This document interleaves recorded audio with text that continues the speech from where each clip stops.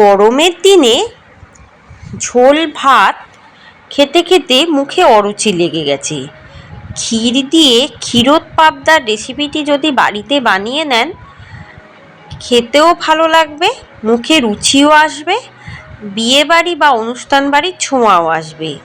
ঠাকুরবাড়ির recipe বুক থেকে সংগ্রহ করা হয়েছে এই রেসিপিটি। দেখে নিন আজকের এই রেসিপিটি।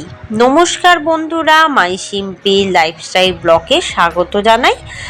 এই গরমে আশা করি আপনারা ভালো আছেন, সুস্থ আছেন। এই রেসিপিটি পুরোটি দেখার অনুরোধ রইল আপনাদের কাছে। খুব কম তেল মশলায় কম সময়ে রান্না হয়ে যায়, মুখে অরুচি ভাব কাটবেই, এইটুকু কথা দিলাম। আর ভাতের সাথে ভীষণই ভালো লাগবে, একটি নতুন ধরনের রেসিপি। চলুন দেখে নিই আজকের রেসিপিটি। যদি রেসিপিটি ভালো লাগে অবশ্যই আমাকে জানাবেন। বড় বড় সাইজের পাবদা মাছ বাজার থেকে এনে ভালো করে জল দিয়ে ধুয়ে নিয়েছি। আধ ঘন্টা ম্যারিনেট করার জন্য মাছটিকে 1 চামচ হলুদ গুঁড়ো আর 1 চামচ নুন দেব, যাতে পাবদা মাছ ভাজার সময় না ভেঙে যায় আর ফাটেও কম। কারণ পাবদা মাছ ভীষণ নরম মাছ, ভেঙে যাবার সম্ভাবনা থাকে। আধ ঘন্টা এভাবে ম্যারিনেট করে রাখলে কিন্তু পাবদা মাছগুলো ভাঙে না। এবার 1 কাপ মতো গুঁড়ো দুধ নিয়ে নিয়েছি আর 1 চামচ ময়দা দিয়ে ভালো করে মিশিয়ে নেব। গুঁড়ো দুধ আর ময়দা ভালো করে মিশিয়ে নিলাম।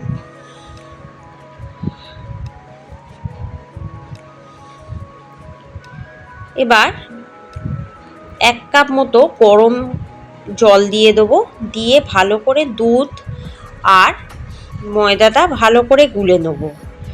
এটাই হচ্ছে এই ক্ষীরোদ পাবদার মূল উপকরণ।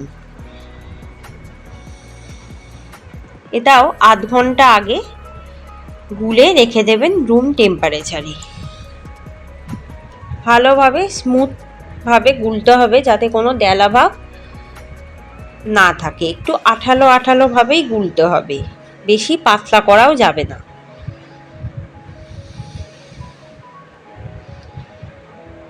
এবার কড়াইতে দিয়ে দেবো 1 কাপ মতো সাদা তেল।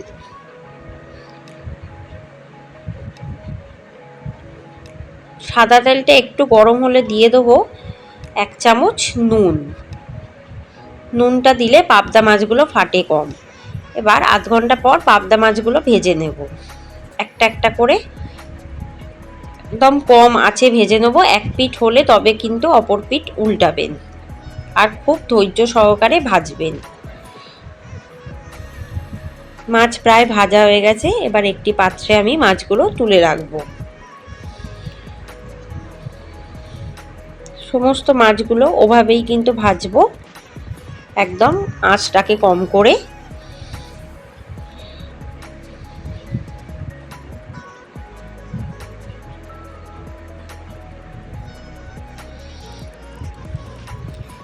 এবার ওই তেলেই দিয়ে দেবো 3টে শুকনো লঙ্কা।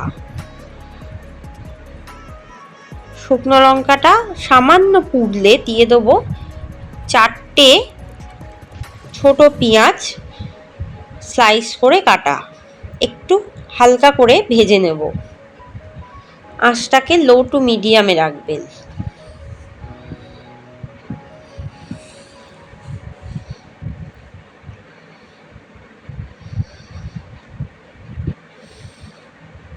পেঁয়াজটা হালকা ভাজা হয়ে গেছে, দিয়ে দেবো 2টো টমেটো কুচি।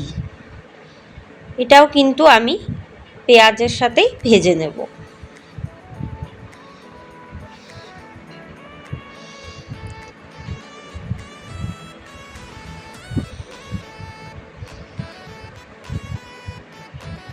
পেঁয়াজ ভাজা হয়ে গেছে। এবার দিয়ে দেবো আদা, পরিমাণ মতো আদা কুচি, 4টে কাঁচা লঙ্কা কুচি আর 5টা মতো রসুন কুচি, সেটাও কিন্তু দিয়ে দিলাম। এটাও একটু ভালো করে ভেজে নেব।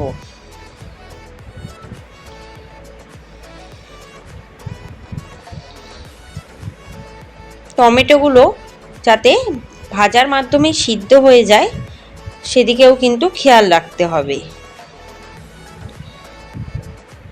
এবার দিয়ে দেবো দুধ আর ময়দার যে ঘন করে গুলে রেখেছিলাম সেই পেস্টটা পুরোটা ঢেলে দিলাম।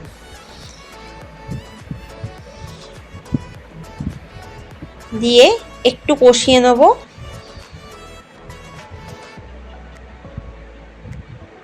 দেখুন কষানো হয়ে গেছে, তেল ছেড়ে দিয়েছে। দিয়ে দেবো 2 কাপ মতো ঠান্ডা দুধ। এটা আমি লিকুইড দুধ ইউজ করলাম, আপনারা চাইলে এটা কিন্তু পুরোটাই গুঁড়ো দুধে করতে পারেন। এবার দিয়ে দেবো 100 গ্রাম মতো ক্ষীর।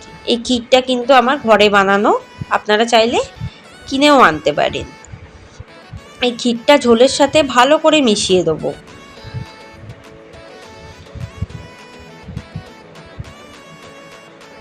ঝোলটা একটু ফুটলে মাছগুলো দিয়ে দেবো। একটা একটা করে আস্তে আস্তে করে মাছগুলো দিয়ে দিতে হবে। তখন আঁচটাকে কিন্তু একদম লো রাখবেন। মাছগুলো পুরোটা দিয়ে দিলাম।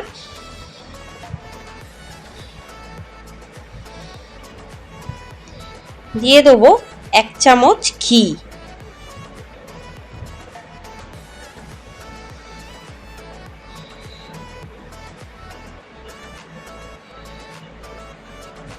দিয়ে দেবো পরিমাণ মতো নুন।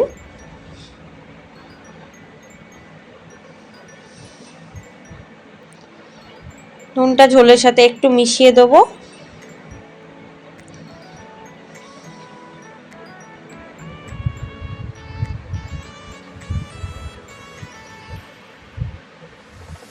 দিয়ে দেবো ধনেপাতা কুচি পরিমাণ মতো।